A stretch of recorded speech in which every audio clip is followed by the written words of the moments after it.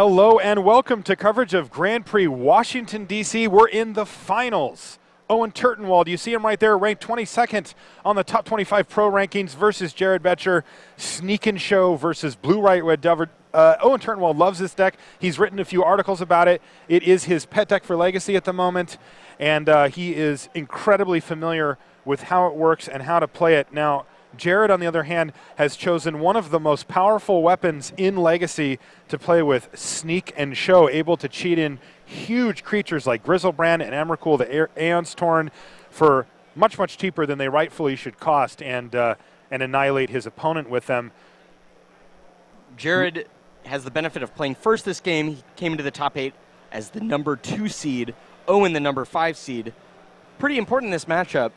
Allows Jared to go first and develop his mana before Owen has the chance to have an island out for days. And you get a good look at Owen's hand thanks to Gitaxian Probe. Yeah, see what we see. We see there's a Brainstorm, a Force of Will, Lightning Bolt, Wasteland, Daze, one lander here, and a Spell Pierce. So a pretty good hand. Excuse me, that's a 2-lander. A pretty good hand here from Owen Turtenwald. It's a really good hand if Owen happens to have a Delver of Secrets on the top of his library. Yes. That's the only thing that's missing from this hand.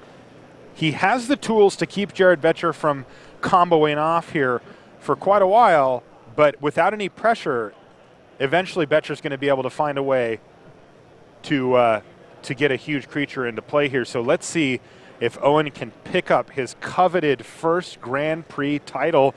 This guy crushes Grand Prix and has for the last few years now, culminating in 2011 with a Player of the Year title off of 7 Grand Prix top 8s in 1 year. Another land there for Owen Turtenwald. So no early pressure, just a polluted Delta, and he says go. Thanks to that Gitaxian Probe, Jared knows exactly what Owen's working with. He knows exactly what he needs to play around. So he's going to set up his hand as such, since he knows Owen doesn't have all that much pressure, to wait and be patient for when he wants to go off. All right, he's just going to pass the turn back to him, and there was a Delver of Secrets off the top for Owen. That's huge. So let the pressure begin. He's also going to be able to keep Spell Pierce up now that he's playing his Delver on the second turn of the game. And Daze and Force of Will. And he's got Daze of Force and Will to back that up as well. So things taking a turn to the good for Owen Turtenwald here. But Jared has a pretty stacked hand, too, with a couple of Force of Wills in there. Yeah, these players played in the Swiss. Jared defeated Owen in, I believe, 2 short games. Okay. Jared was super confident coming into the finals that he'd be able to do it again. We have to see in this match who will leave a victor and a Grand Prix champion.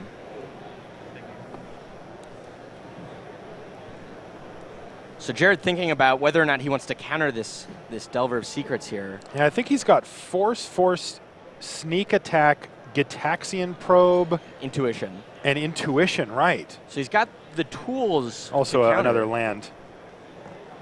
But nope. It's much better for him to hold on to those counter spells when he's trying to cast one of his combo pieces, either Sneak Attack or Show and Tell. He gets an Emrakul for the turn. He's going to lead things off, though, with another Gitaxian Probe and see more counter spells we talked about before. He's got Force of Will, Spell Pierce, and Daze, so the whole suite that he runs, plus a random Lightning Bolt that isn't going to do much at the moment, and a Brainstorm. Jared's going to hit his land drop for the turn with the Volcanic Island. He's got Grizzlebrand in his hand, drawn freshly off of that. That's pretty big. Gitaxian Probe. He's going to pass the turn back, and there's a trigger, and he just blind flips. Pretty nice one there, Swords to Plowshares. That's big. That transformation is really, really huge for Owen. He can sit back on his counter spells and continue attacking. He has a 5-turn clock here, and really put the screws to Jared to combo off perhaps a little more quickly than he'd want to. Yeah, and thanks to the Lightning Bolt, he can even shorten the clock a bit here. Owen's going to Wasteland. Excellent. And this is one of the things that that you see quite often against the Sneak and Show deck is that the prudent players will go after the red mana for the sneak and show player because there's actually not that much of it floating around in the deck. And it's really important because in order to cast and activate sneak attack on one turn, you need 2 red mana to do that. That's right. And often that comes in the form of like a Lotus Petal, but if the game goes any longer than that one turn, which sometimes it does, you need more red mana. It's a pretty common occurrence for that to happen, actually, that the sneak and show player doesn't have enough red mana to both cast and activate on the same turn. So intuition off of the floated mana from the Wastelanded Island, Volcanic Island, and then the other 2 lands here. And does Owen have to fight over this, or can he let this resolve and then fight over, you know, the coming sneak and shows or you know, whichever one of those? It's pretty likely that he'll let this resolve and just counter whatever comes. It's an interesting opportunity because he can daze here without any fear of anything happening, right? Yeah. Whereas he might not be able to daze whatever intuition goes and gets. That would be the reason to counter intuition here with a daze, for instance, as opposed to something else. He also has a spell pierce that he can use here if he wants, but he's going to daze after floating a blue mana. And he's going to use the blue mana after the daze resolves. He could have used it for spell pierce if he needed to, but he doesn't have to here, and he's going to fire off a brainstorm. So playing tight here, making sure to use up every bit of mana that he possibly can. He's going to shuffle away some dead cards potentially here if he wants to. Hasn't quite entered his attack step, but there it is. Drop you down to 11 and say go. So Owen still has access to Spell Pierce, Daze, and Force of Will. And here's another Ponder. This is exactly where Owen wants to be, right? Yeah. Being able to counter spells when he needs to, drawing into another Spell Pierce there is huge. And he's going to Spell Pierce this, it looks like. Yeah. He wants to get a red mana source so he can fire off that Lightning Bolt if it comes to that. He just needs to slow down Jared for a couple more turns here. Uh-huh. He's on a 3-turn clock thanks to that Lightning Bolt. Yeah, that Delver draw early in the game was huge for Owen. He's got some threats that aren't that great in this matchup. There it is, Spell Pierce your Ponder. Again, he's using this opportunity to actually cast Spell Pierce when he knows that it's good, as opposed to perhaps later in the game when Jared has access to a bunch of 2-mana producing lands and can pay. And that happens all the time, too. You'll see people try to hold Spell Pierce up too long against these decks, and then they'll just play an Ancient Tomb or whatever and just be able to pay for it and make your Spell Pierce dead. So Owen's going to make sure that he gets that value right now, and he does. No extra land drop for Jared either. So Owen Turtenwald is closing in on victory here, but we know how the Sneak and Show works. It can win out of nowhere. Insect Aberration hits him down to 8. So close. And there's a Lotus Petal, so it is a mana source, though it isn't a land. He does not have the 4 requisite mana to cast Sneak Attack, and that's the only one of his combo pieces he has in hand. He could have probably resolved a Show and Tell there if he had it.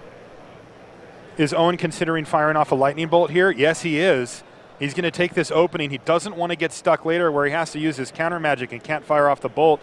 Plus, if he draws another bolt, he can end the game this turn. He didn't find it, but he is going to drop Jared down to 2 with a grip full of counter magic. It looks good for Owen. Can he hold on? It's another sneak attack, and that's going to do it. Owen Turtenwald up a game here in the finals. Wow. What a game. Owen did exactly what he wanted to do that game, resolve an early Delver, transform it quickly, and hold that counter magic to prevent Jared from getting off his combo. Jared stuttered there for a little bit, and that's how the game went. That's right. Wow, that was pretty nice there. You know, one of the cards that Owen Turtenwald's deck is using that we've seen a lot this weekend is True Name Nemesis. Not particularly good in this matchup. Yeah, True Name Nemesis has been seen all around the tables this weekend, defeating multiple mid-range decks similar to Owen Turtenwald's Blue-White-Red Delver deck, the Rug Delver decks, the Bant decks, the Deathblade decks. Just this really, really absurd card for those matchups. But of course, really not all that great against the combo decks. It's just too slow. Yeah, it's 3 mana for a 3/1. Perhaps not the end of the world, but the upside that you get from it as opposed to running a Vendilion Click, for instance, just isn't there. Like, the Sneak and Show deck is not going to have lightning bolts for your guys, right? Let's pull up the players' sideboards and see what they're thinking as they look at each other's deck lists, calculating exactly what they need to board in order to make the matchup better. And there we go. All right, a little clarification there from the judge. You're allowed to look at your outside notes. In this case, it's your opponent's actual deck list during the sideboard process. When the match has started, you're not allowed to anymore. And that's what Owen's doing there. He's carefully studying his opponent's deck list to see if there's anything that he needs to consider here out of the board. Take a look at their sideboards. Meddling Mage. Perhaps Pyroblast and Red Elemental Blast are really, really important. And he looks like he's got 3 total of those. So, coming from Jared, he's probably going to board in the Blood Moon. Owen doesn't have any basic lands in his deck. Okay. So it just becomes another must-counter spell for Owen Turtenwald. One that can come out as early as turn 2. Yes. I mean, technically turn 1, but realistically turn 2. And Jared's probably going to bring in a little bit more counter magic, the Diverts, Flusterstorm, maybe the Swan Songs, and the Red Elemental Blast. Okay. I don't think that, besides maybe the Meddling Mages, Owen's going to board in anything else. I mean, does Jared have that many ways? Let's take a look here to actually like destroy a creature. Pyroclasm? That's pretty good. Red Elemental Blast. And Red Elemental Blast. Okay, so he does have some ways to do it, but Meddling Mage can be a must kill, right? I mean, if Owen brings it in, names the right card, it can just be a complete game stopper where Jared must find one of those answers for it. Pyroclasm seems pretty good here. Yeah, I mean, the game plans of these two decks aren't really going to change post-sideboarding. They just want to make their decks more advantageous against their opponents. So, I mean, Jared is adding those Blood Moons to have more must-counter spells, have effectively more copies of Show and Tell and Sneak Attack. I see. Owen Turtenwald is still going with the same game plan that he's trying to resolve an early creature and then hold back counter spells and ride that creature to victory, just like we saw in the first game with that early Delver of Secrets that transformed into an Insectile Aberration and dealt a quick 12 points of damage. All right, so Owen Turtenwald up a game here in the finals. For those of you just tuning in, Legacy. You can see the trophy right on the table. I love that shot. Washington, D.C. 2013 champion. Owen wants it so badly. He lost in the finals, the 22nd top-ranked player of Grand Prix DC 3 years ago to Brad Nelson, and unfortunately, due to the ride situation, had to ride back home with Brad Nelson's trophy sitting next to him. So brutal. He really just wants to grab that trophy. Even more so, he's top-aided now 13 Grand Prix and does not have a championship. That's right. Does not have a trophy to his name. Yeah.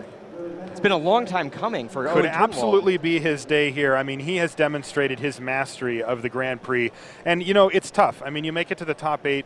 We all know how Magic is. There's a lot of variance. It's not like you can just run right through. A lot of the best players playing the best Magic of the weekend are there to fight against you, and it's not that uncommon to have runs like this. But Owen, you know, he has definitely earned it to get to this point, and I wouldn't be shocked to see him take it down. You can see how he got here. He beat Andrew Cuneo and Sam Black to get to the finals. It has not been easy at any step for Owen. On the other side, Jared Boettcher, he beat Deshaun Baylock and Drew Tunison, so potentially an easier route to the finals here for Jared. But still has definitely earned his way here with his Sneak and Show deck. 15 grueling rounds of Swiss, two a semifinals and a quarterfinals matchup. And he looks like business too. Look at him. He's ready to go. So one of these gentlemen is going to be holding that trophy and, well, probably chatting with me here in the booth. Game number 2.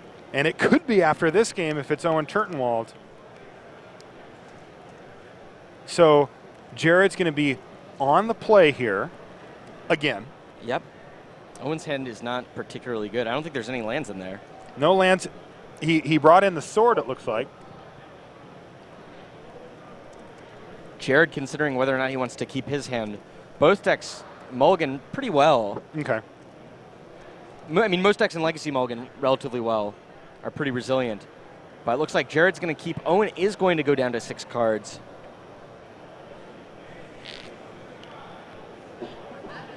Get one with a couple lands so he can actually cast some spells.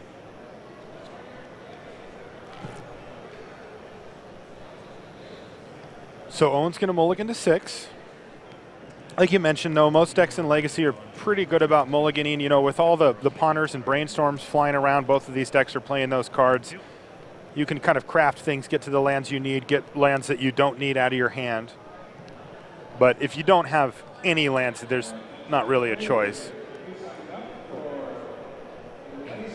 Owen's deck is a little bit more mana intensive than most decks that run Delver of Secrets. You know, the Rug Delver list is pretty happy to run off of 1 or 2 lands for the duration of the game, but Owen's deck actually does reach up into the 3 range a little more often.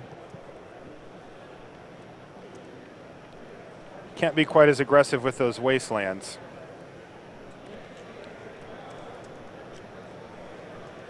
So here we go. After Owen's mulligan here in the finals, game 2 here in Washington, D.C.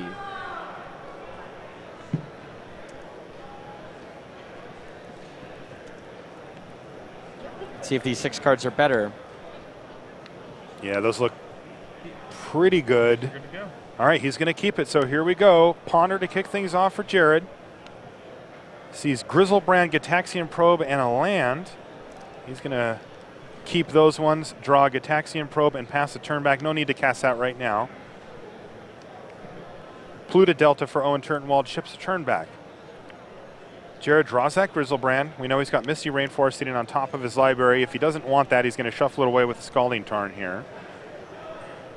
Owen draws a second land, which is pretty important. He doesn't have a quick creature here, but he does have a grip full of counterspells, so he can at least counter a bunch of stuff while he moves into the mid or late game. But he needs to find that pressure. Now he can close out the game pretty quickly. He had that sword. We see Jared Boettcher carefully playing around potential wastelands here. He's fetching basic lands. He's running a 2-color deck, so he can do that. Yeah, that's really important. You don't want to hurt your chances too much by getting it on basic land, getting greedy when you know that your opponent's running a wasteland deck. Now it makes him a little bit more vulnerable. It'll be a little tougher for him to cast a bunch of blue spells on one turn and then a bunch of red spells on the next turn. But that's the price you have to pay when the alternative is even worse. So again, Jared has the combo in his hand. He's got Sneak Attack, and he's got some big creatures in the form of Grizzlebrand and Emrakul. Plus the Gataxian Probe. He can see what Owen's working with, but it might be a little time before he can go off, because we know that Owen's got a lot of counter magic in his hand. That's right. So Jared's happy being under no pressure whatsoever here to just sort of sit still. Owen has ripped a couple of lands, though. He's got his 3rd land on the battlefield, but no play. No way he can open the door for Jared to go off. There's also a Sneak Attack in Jared's hand. There is indeed. So it's possible he can continually just jam these big spells into Owen. He's going to stay patient, though. He hasn't even cast that Gataxian Probe. He's just going to sit back. Stoneforge Mystic off the top for Owen Turtenwald is going to prompt him to crack one of his fetch lands here. And it might be at this point we see something from Jared. He'll probably fire off that Gataxian Probe on his turn to see what Owen's working with. If Owen's on nothing, then it's, all systems go. But once he sees Owen's hand, he knows that he's got to move quickly and start filtering his draws in some way or another. All right, there it is, Stoneforge Mystic. Is that going to resolve? Looks that way. Sure. All right, little mix up there, but we're recovered. And it's a Batter Skull. Emphatically, Owen slams that down from his deck. Okay, so this turn, going back to Jared, is going to be huge. This could definitely be the one for Jared, where he fires off Gataxian Probe, works on his game plan, and sees if he has the tools to get down Grizzlebrand. It looks like he's already drawn his card and even played a land for the turn here.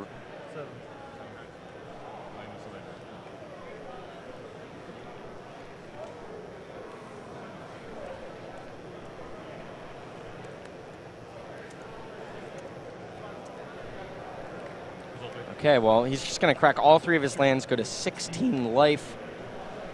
Okay. Big turn. So that's happening. Get an island, get another island, and get a volcanic island. So 5 mana at his disposal. He has waited for the right turn. He's still not under that much pressure here. Yeah, but his life total's getting a little shaky because he's at 16, where if he can get Grizzlebrand into play now, he can even Force of Will and still be able to draw twice off of it, though that would put him in bolt range, but he's going to know that. So let's see what Jared's plan is here. I think he's going to go for the probe and see where he's at. There it is. Now he's down to 14, so he's only going to be able to draw 7 off the Grizzlebrand, and it is Spell Pierce, Force of Will, Pyroblast, and then a Sword and a Batter Skull, which are not relevant at the moment. But a full grip here for Owen Turtenwald. He can Spell Pierce something or Pyroblast it, and then he can Pyroblast and have 2 Force of Wills if he wants as well. So he's got a nice 3 counterspell hand here, basically. That's a lot to fight through. And Jared's going to have to find out the best way to do it. Well, it might just be brute force here because he's got a couple of show and tells and a sneak attack in his hand. So maybe he just says, I'm going to start just jamming these in here, and you're going to have to just counter all of them. Yeah, show and tell. Owen's going to Pyroblast it likely. Yep. Jared's holding those 2 lands up, making the Spell Pierces moot.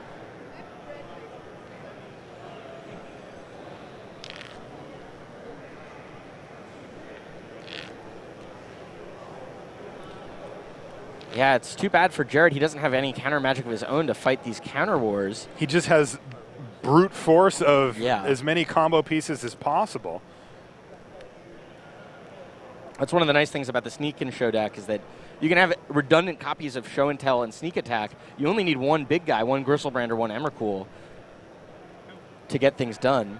All right, so he just ran that one in and said, you know what, that's fine. And another Force of Will off the top here for Owen.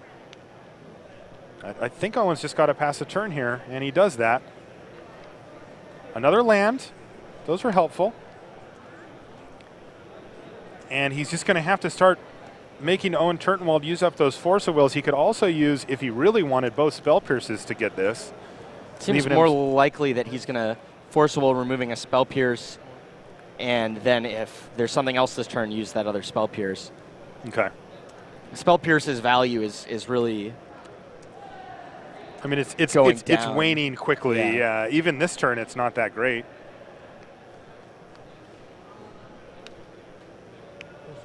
Force of Will, remove Spell Pierce. Sure. Is he just going to fire off the other one here? No. I mean, he knows of the Spell Pierce. Yeah, so there's no reason to let Owen get value from Spell Pierce. You would do that if he had a way to resolve another one immediately because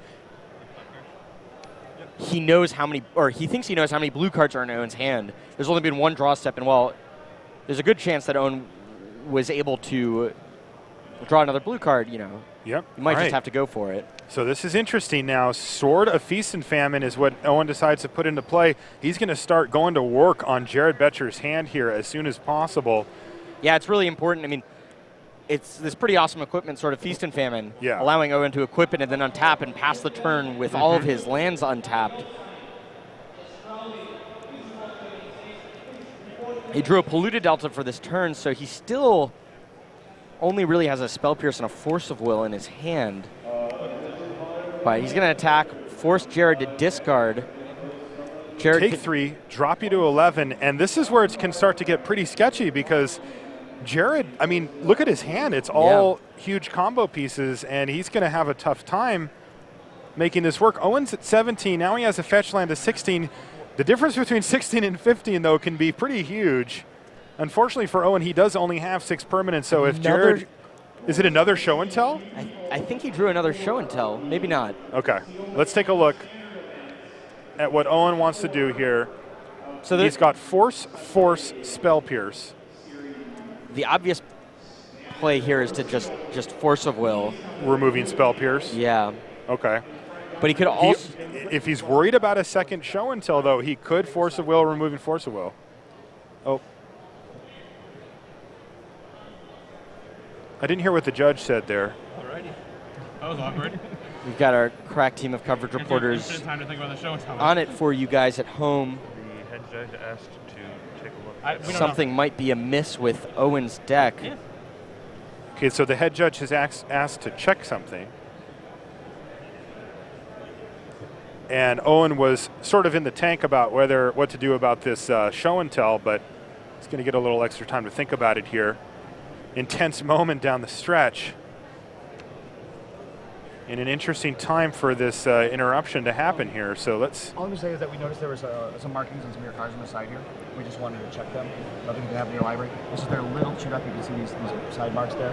Be careful with that in the future. Just be really when you're using these sleeves. All right? Okay. We're all set.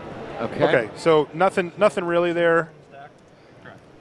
Just be careful in the future. Yeah, they noticed that the sleeves were getting a little banged up, and they just wanted to remind Owen to be careful.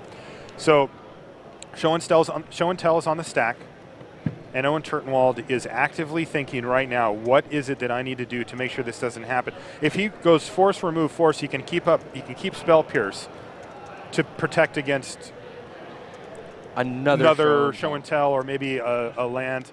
All right, nope, but he's going to go for spell pierce removed. This is a perhaps force. safer play because he knows, or if he thinks that Jared has a sneak attack, which is his last card, yeah, he can hope to draw a land on his turn and have 5 mana up to actually hard cast Force of Will. Or a blue card. He drew a land. Okay. That's pretty much the majority of his deck, right, at this point? Yeah, exactly. Blue cards and lands. Yeah. That's the deck, yeah. So he goes down to 15, but he's got 5 lands and a hard castable Force of Will in his hand, and he's also going to be able to knock one of Jared's 3 cards out of his hand, so he's going to be tearing away at his resources and his life total. Yeah, he's going to cast Batterskull here pre-combat because Sword of Feast and Famine is going to let him untap all of his lands. Yeah, this is pretty risk-free. There's not a lot that can interact with that Stoneforge Mystic. It would be a disaster if Jared had something, but there's just not. Owen's just got to remember that trigger on the Sword of Feast and Famine. Sure, at this point he won't.